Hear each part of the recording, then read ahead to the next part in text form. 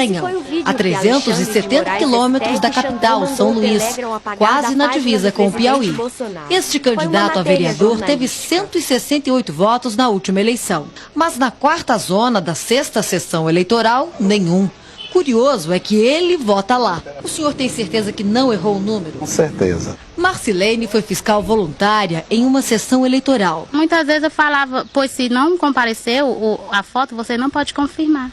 E a pessoa às vezes não confirmava, voltava sem votar, entendeu? E outras confirmava e não sabia quem era. E os mesários? Isso que eu falei, ele só dizia, você votou o número certo? Votei, pois então confirma. Quando saiu o resultado, o espanto. Em casa, 15 pessoas votaram em uma mesma vereadora, mas a candidata da família não recebeu um voto sequer. Eu daqui votou tudinho, não sei aonde foi. Em regiões mais afastadas das grandes capitais, a situação é parecida. Muita gente desconfia do destino do voto. A dificuldade é ir além da suspeita. O sistema eleitoral brasileiro é baseado em ciência e tecnologia, bem distante da realidade de quem vive aqui. Nestas casas, no interior do Maranhão, não há saneamento básico e a vista é a terra batida e um lixão. Modernas urnas eletrônicas são capazes de transformar o que se enxerga na tela em outra coisa. É o que afirma quem entende de tecnologia e informática.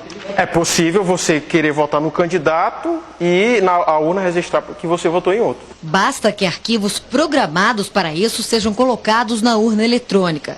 Estes irmãos descobriram indícios de fraude nas eleições de Caxias. Um é analista e administrador de sistemas. O outro, programador, especialista em segurança da informação. Com permissão judicial, checaram urnas de 10 sessões eleitorais. Em um relatório, concluíram que houve manipulação dos equipamentos. A caixa preta dessa urna, ela revelou que elas foram ligadas antes da eleição em um ato totalmente estranho. Um exemplo, a cerimônia de lacre de um lote de urnas aconteceu em 26 de setembro. Em 3 de outubro, alguém mexeu nas máquinas, como mostra o documento. Para isso, seria preciso autorização do juiz, registrada em cartório, em ata. Não, no dia 3 é muito, deixa eu ver, porque aqui na pasta não tem. Dos 12 vereadores escolhidos em outubro, 11 são ligados ao atual prefeito da cidade, agora reeleito.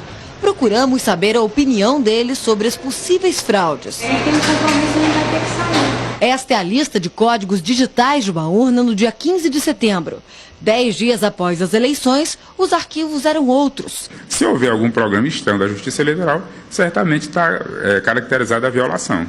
Pedimos para 2 especialistas de São Paulo analisarem os papéis e os relatórios. Alexandre Hashimoto é mestre em Sistemas Integrados, Microeletrônica e em Tecnologia pela Universidade de São Paulo. O programa foi totalmente alterado antes das pessoas votarem. Amilcar Brunazzo é engenheiro formado pela USP, especializado em segurança de dados. Desde 2000 investiga o comportamento de urnas eletrônicas. A hora que tem programa lá dentro que ninguém sabe de onde veio, eu não sei o que o programa faz. Ele pode fazer qualquer coisa, pode desviar voto, pode identificar voto, pode fazer o que quiser. Já o secretário de Informática do Tribunal Regional Eleitoral do Maranhão desvia do assunto. Formalmente esse processo chegou aqui ontem. Walter recebeu uma cópia do relatório faz 2 semanas. Tem que fazer uma auditoria para verificar. Eu recebi a incumbência da presidência que me encaminhou o relatório, eu tenho que devolver para ela. Marcamos a entrevista com a presidente do TRE, mas ela não nos atendeu.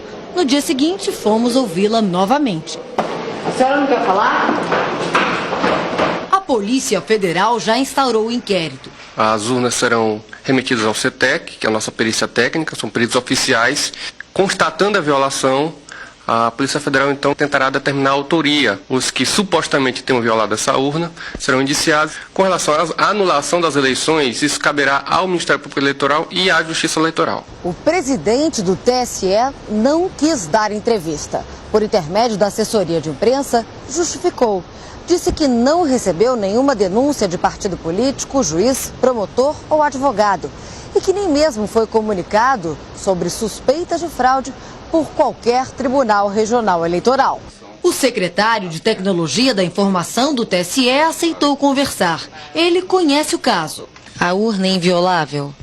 A urna, ela, pelos dispositivos de segurança que são implementados no processo torna a fraude totalmente inviável. Se não for um erro do eleitor, o que pode ser? Nós não trabalhamos com outra hipótese. Se você fosse mal intencionado, o que você poderia fazer em 15 segundos com cada urna? Poderia me eleger presidente do Brasil. Que a reportagem da Band mostra que a urna pode ser manipulada e permitir grandes distorções no resultado eleitoral. O presidente do TSE, ministro Aires Brito, que sempre aparece na imprensa dando declarações as mais variadas, surpreendentemente desta vez não quis falar sobre o assunto de sua alçada.